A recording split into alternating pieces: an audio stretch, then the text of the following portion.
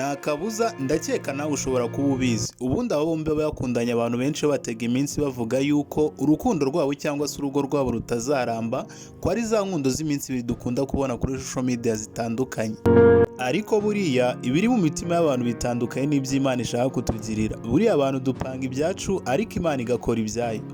Ese nawe ujya wibaza ni gute Miki na Aga Promota baje guhura maze ubundi bagahuza ibitekerezo bombi ako kanya bakahita bemeranya kubana? Wowe ndagira ngo wigire hino dusesengure kandi dusobanukirwe amakuru menshi atangaje kandi abantu benshi batazi ku buzima bwa Miki ndetse na Aga.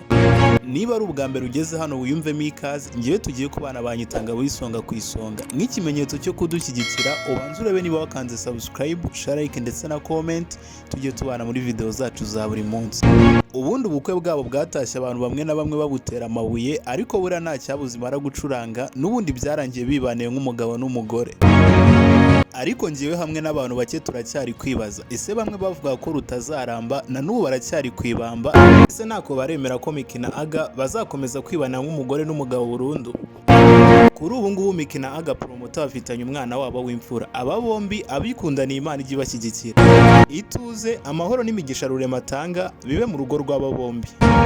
Wowe twabanye muri iki kiganiro ndagushimiye kandi wiyumvemo ikaze. Nge twabanye banyitaga wisonga ku isonga nk'ikimenyetso cyo kudushyigikira, ukande subscribe, share, like ndetse na comment, tujye tubana muri video zacu za buri munsi. Nge mbakunda nk'uko mu nkunda, banyitanga wisonga ku isonga.